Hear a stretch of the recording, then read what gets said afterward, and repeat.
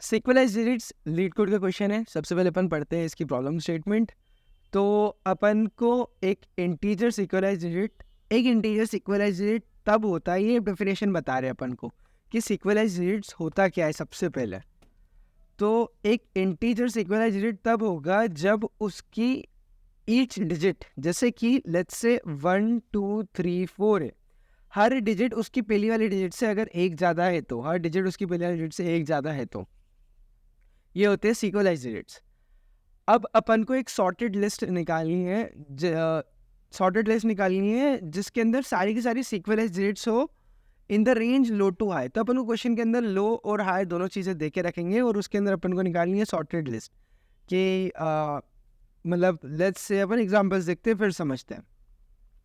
सबसे पहले अपन सीक्वलाइज डिजिट्स की कुछ एग्जांपल देखते हैं। तो 1 2 एक सीक्वलाइज डिजिट है, 1 2 3 4 एक सीक्वलाइज डिजिट है ना, क्योंकि आप देखोगे इसका हर एक डिजिट उसके प्रीवियस डिजिट से एक जाता है, हर एक डिजिट उसके प्रीवियस डिजिट से एक जाता है। इसका मतलब ये नहीं है कि हमेशा वो 1 से स्टार्ट होना चाहिए, वो 5 से भी स्टार्ट हो सकता है, 3 से भी स्टार्ट हो सकता है, 6 से भी स्टार्ट हो सकता है, इवन 9 से भी स्टार्ट हो सकता है। बट इसके अंदर बात ये है कि ना, जैसे फॉर एग्जाम्पल ये वाला एक लास्ट एग्जाम्पल अगर अपन देखें तो इसके अंदर लास्ट के अंदर जो लास्ट के 2 डिजिट्स है वो है 1 एंड 0, 1 एंड 0। अपन को ईच इंडिविजुअल डिजिट देखनी है। भले से यहाँ पे 10 इज ग्रेटर देन 9 हो रहा है, बट अगर अपन इंडिविजुअल डिजिट्स की बात करें तो 1 is not greater than 9। That's why हमेशा अपन अगर इस सीक्वलाइज से एक ऑब्जर्वेशन देखें तो हमेशा अपन को एक चीज़ पता चलेगी, वो है कि ना स्टार्ट किसी से भी हो जाए। जो भी अपन सीक्वेंस बनाना चाहते हैं वो स्टार्ट किसी भी नंबर से हो सकता है, 1 से लेकर 9 के बीच में। तो पहला नंबर 1 हो सकता है, कुछ भी हो सकता है, 9 हो सकता है। ऑल्सो ईच डिजिट जो इसके बाद वाली डिजिट है वो होनी चाहिए, लेट्स से अगर ये आई डिजिट है तो ए ऑफ आई माइनस 1 प्लस 1 ये होनी चाहिए हमेशा, प्लस 1। तो ये वाली इसके प्रीवियस वाली से एक ज़्यादा होनी चाहिए। तो यहाँ पे अपन लिख सकते हैं प्रीवियस प्लस 1, हर डिजिट प्रीवियस से एक ज़्यादा होनी चाहिए।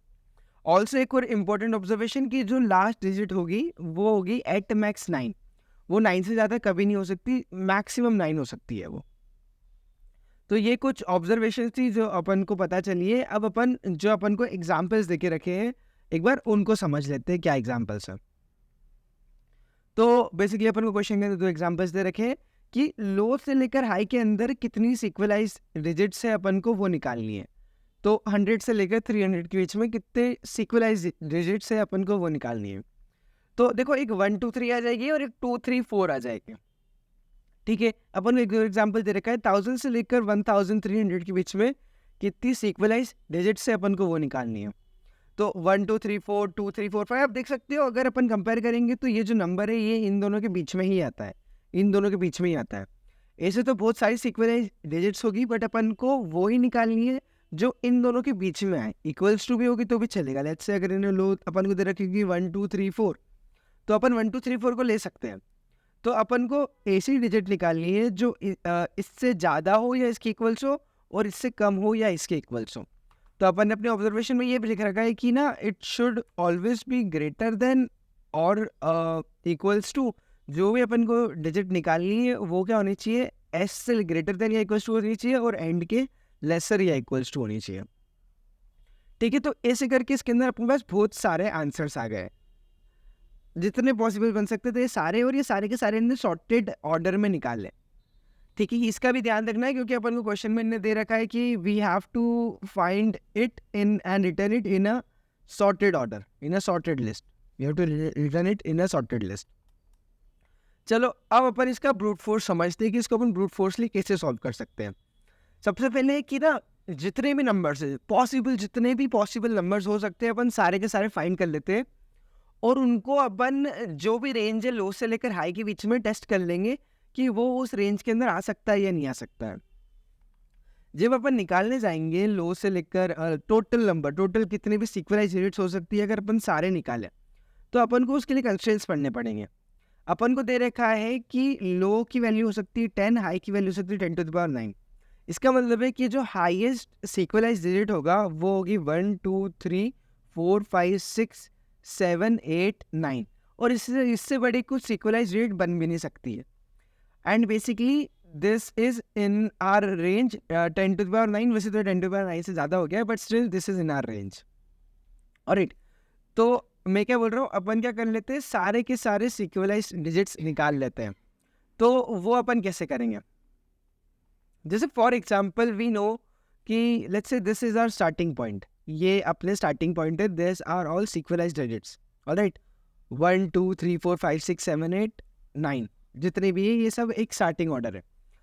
अब अगर अपन को सिक्वलाइज रेट निकालनी है तो अपन ये तो रखेंगे रखेंगे लिस्ट में, अपन को उसके आगे क्या रखना पड़ेगा? अपन एक रख सकते हैं 1 2, तो इस 1 के आगे मैंने 1 2 रख दिया, इस 2 के आगे मैंने 3 रख दिया, इस 3 के आगे मैंने 4 रख दिया, इस 4 के आगे मैंने 5 रख दिया, and so on and so on and so on.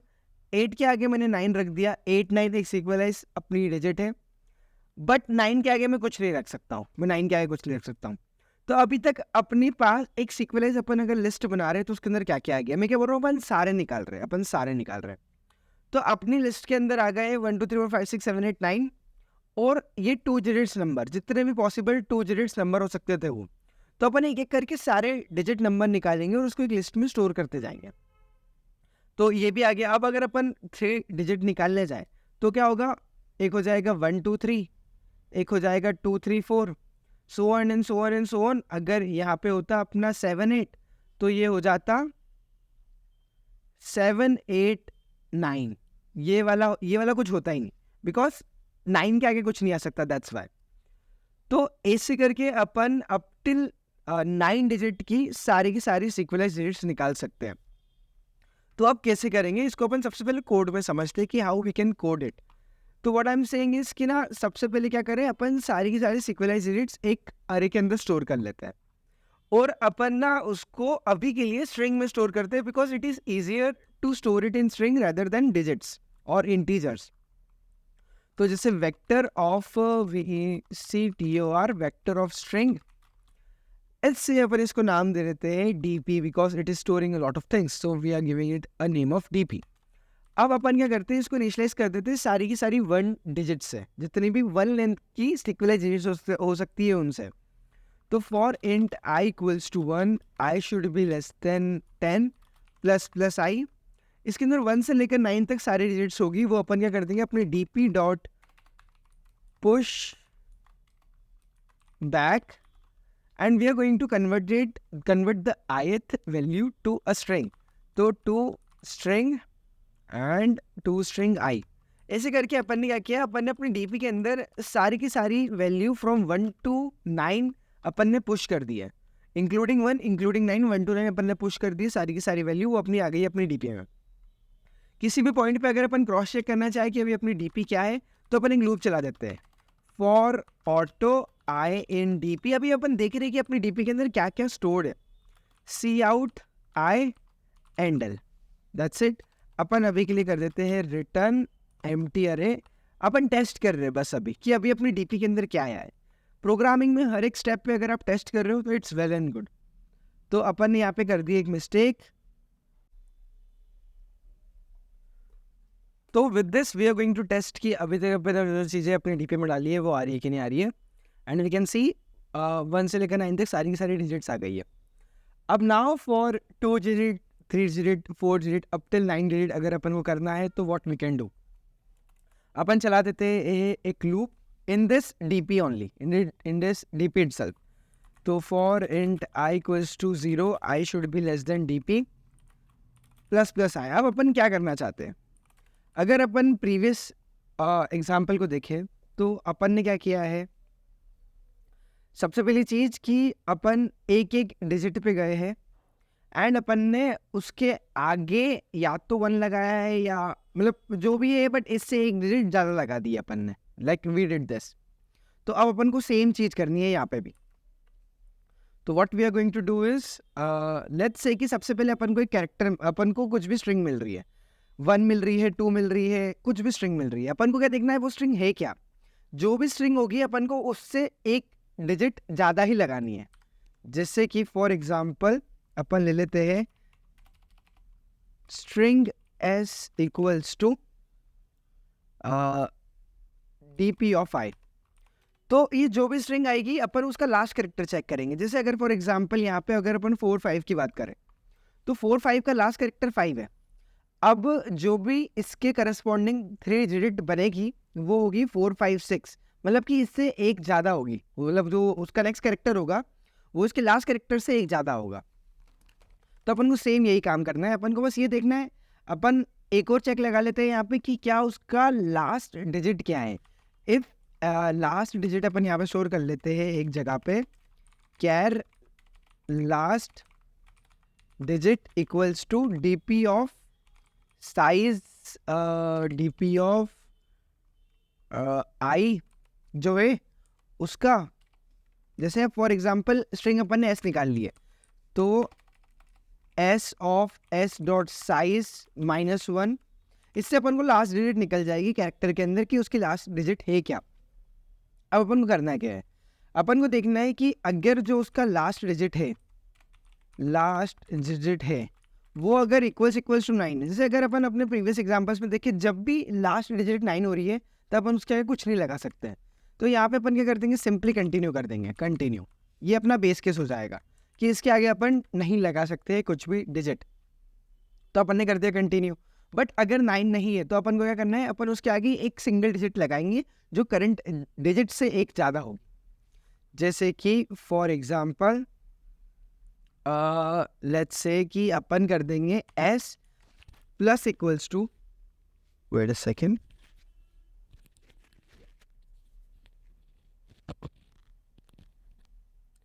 s plus equals to जो भी लास्ट डिजिट थी +1।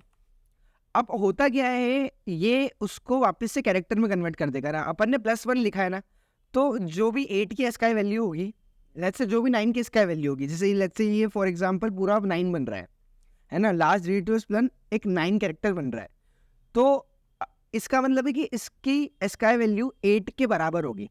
तो अपन उसमें अगर +1 ऐड करेंगे तो वो 9 ऑटोमेटिकली कन्वर्ट हो ही जाएगा कैरेक्टर्स में। That's what we are doing is last digit +1 अपन कर रहे हैं यहाँ पे s प्लस इक्वल्स टू में, and let's test it out कि अभी कुछ हो रहा है कि नहीं हो रहा है ना। यहाँ पे अभी के लिए अपन सी आउट एस एंडल कर देते हैं, अभी अपन ने और कुछ काम नहीं किया है।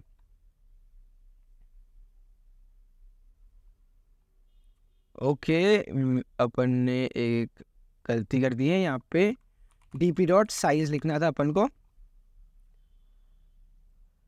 Alright, let's see it. ठीक है, तो देखो अभी तो सारे के सारे 2 डिजिट बन गए, 1 2 2 3 3 4 4 5 5 6 6 7 7 8 8 9, मतलब ये जो अपन ने काम किया है इसके कारण एस के अंदर सारे के सारे 2 डिजिट हो गए स्टोर। अब अपन एक और काम करते हैं, अगर अपन डीपी के अंदर पुश बैक कर दे एस को तो क्या होगा, 2 डिजिट वाले पे सबके सब पुश बैक हो गए हैं, और फिर उन 2 डिजिट के अंदर भी एक और डिजिट ऐड करके वो फ्यूचर में 3 डिजिट 4 डिजिट 5 डिजिट करके अप टिल 9 डिजिट बन जाएगा। Let's try it out. अभी के लिए अपन सी आउट एस हटा देते हैं, वरना बहुत बड़ा अभी देखना कंसोल बहुत ज़्यादा आ जाएगा, बट अपन ने एस हटा दिया लेट्स से। तो अपनी फाइनल डीपी के अंदर अपना पूरा का पूरा आंसर आ जाना चाहिए। तो इफ़ वी सी हियर, और अगर अपन व्यू मोर करते हैं तो देखो एक डिजिट के सारे आ गए, 2 डिजिट के 1 2 से लेकर 8 9 तक सारे आ गए, 3 डिजिट के भी सारे आ गए, 4 के सारे आ गए, 5 के सारे आ गए, अप टिल 9 डिजिट का तो एक ही बनेगा। ऐसे करके पास अपने सारे के सारे सॉर्टेड ऑर्डर में आ गए, जितने भी पॉसिबल आंसर हो सकते थे। अब सबसे पहले अपन बात करते हैं कि इससे अपना आंसर कैसे आएगा। तो अपना आंसर ऐसे आ सकता है, लेट्स से कि अगर अपना आंसर अपन स्टोर करें वेक्टर ऑफ इंट आंसर अरे के अंदर, और अपन जब भी इस पे लूप चला रहे हैं अपन एक चीज़ चेक करेंगे कि let's say int number equals to STOI i. अब मैं क्या कर रहा हूँ, जो भी डीपी जो अपनी अरे है ना, ये स्ट्रिंग की अरे है। अब इस स्ट्रिंग को अपन यहाँ पे कन्वर्ट कर लेंगे एक नंबर में। अपन ने जैसे उसको नंबर में कन्वर्ट किया, अपन चेक करेंगे कि if this number is greater than equals to low and number, इसको अपन चाहे तो ऐसा भी लिख सकते हैं कि low should be less than equals to number and number is greater than equal, sorry या नंबर इज लेस देन और इक्वल्स टू हाई। अगर ये दोनों की दोनों कंडीशन सेटिस्फाई होती है, इसका मतलब है कि वो नंबर उन दोनों के बीच में। अगर वो नंबर उन दोनों के बीच में, इसका मतलब है कि वो नंबर अपने आंसर का पार्ट है। दूसरी चीज, जो अपना आंसर आ रहा है जो अपने डीपी के अंदर स्टोर कर रखा है वो एक सॉर्टेड ऑर्डर में, तो अपन अगर अभी ट्रैवर्स करके आंसर पे निकालेंगे तो वो एक सॉर्टेड लिस्ट में ही आएगा। अपन देख लेंगे कि अगर ये वाली कंडीशन सेटिस्फाई होती है, इसका मतलब कि अपन अपने आंसर अरे के अंदर इस नंबर को पुश बैक कर सकते हैं। तो answer dot push back number, अपन ने अपने आंसर अरे के अंदर आंसर को पुश बैक कर दिया है। And let's see now, let's just return answer now.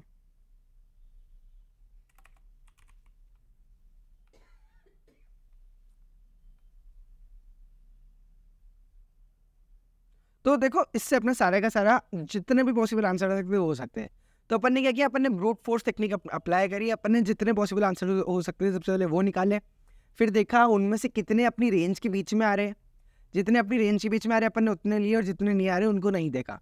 तो ये काफ़ी बड़ी अप्रोच हो सकती है। तो इसके लिए अपन टाइम कॉम्प्लेक्सिटी निकालते हैं। टाइम कॉम्प्लेक्सिटी किस पे डिपेंड करेगी? टाइम कॉम्प्लेक्सिटी डिपेंड करेगी डीपी के साइज पे, या तो डीपी के साइज पे डिपेंड करेगी, या तो यहाँ पे मैंने कितना ट्रैवर्सल किया है ये वाली फॉर लूप के अंदर। अपन दोनों चीज़ें निकाल सकते हैं।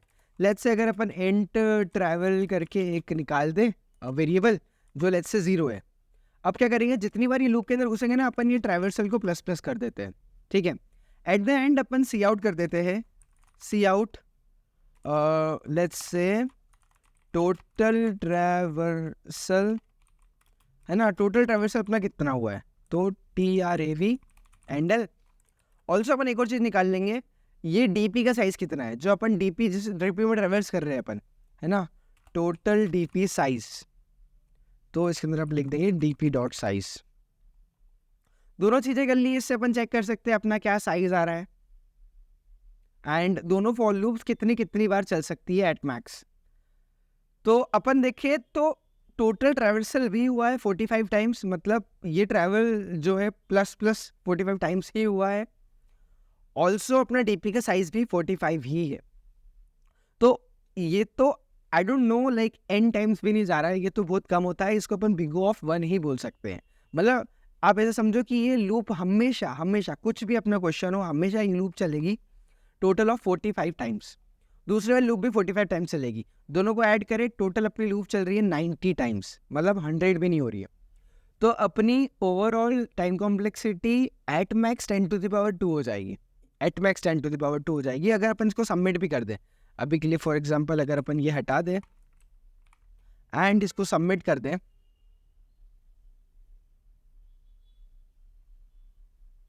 तो this is working.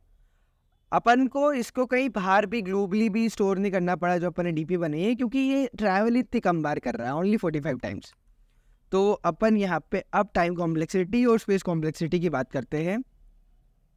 Time complexity नहीं अपनी at max, we can say it is big O of 10⁻²। वैसे तो 10⁻1 लिख सकते हैं, बट बिग O ऑफ 10⁻²।